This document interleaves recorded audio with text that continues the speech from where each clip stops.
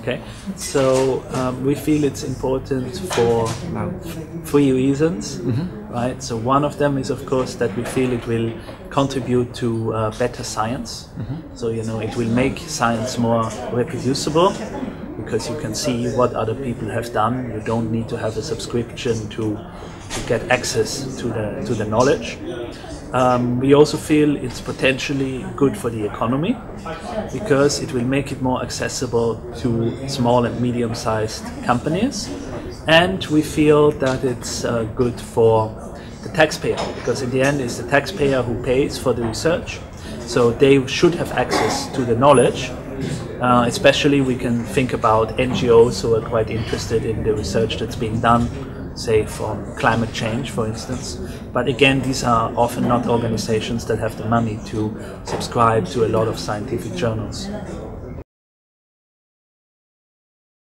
So open science is a little bit of a bigger context because we see that science in general is changing. So we are not doing science, researchers are not doing science the same way that they did it, say, 30 years ago. Primarily, but not only, because of the IT revolution. So you have changes in the way things are being done. For instance, there's a lot more data available, sometimes open, sometimes not, but you have enormous amounts of data. You also have a lot more collaboration through different tools. For instance, online collaboration, just think about Skype conferences. And all of this is changing the way that science is being done. Also, we have more citizens' involvement, citizen science. So these are big changes that are happening and that we feel we need to follow up on. And open access is one part of this bigger change. So in open access, I think we have been quite active already for several years.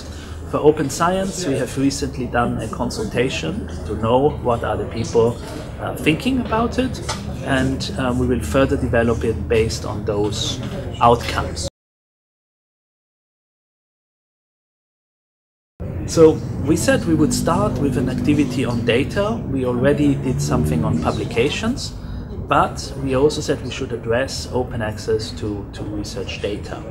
But of course, we have to be very careful on how we do that. So we decided to go for a pilot action.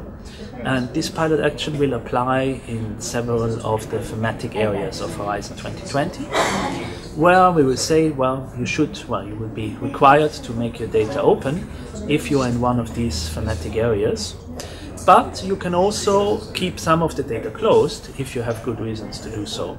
So if you think you want to develop a product, you want to commercialize, if you have IPR concerns, or if there's some privacy aspect, so it's, for instance, personal data, those we will never request to make open. And the third one is if you have some security concerns that your data could be abused. But so generally we have the pilot action, but we also say even if you are not in these areas covered by the pilot, you can also participate if you want to do it as a researcher on a voluntary basis. So that's the broad outline of this data pilot that we are doing. And I think the first results are quite encouraging, but we need to carefully monitor, what is the uptake in order that we can further develop the policy.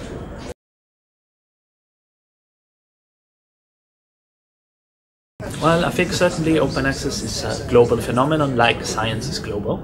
It started, I would say, in the United States, but it has spread since then. And I think in Europe we are doing quite well. We see, of course, that some member states are more advanced than others. So also within Europe there are different levels of where we are. But certainly with publications, open access to scientific publications, we see that this is becoming more and more accepted. And we even have some studies that globally 50% of the publications that were published in 2012, you can now read them for free. So this is a global statistic. So we see that this is rising.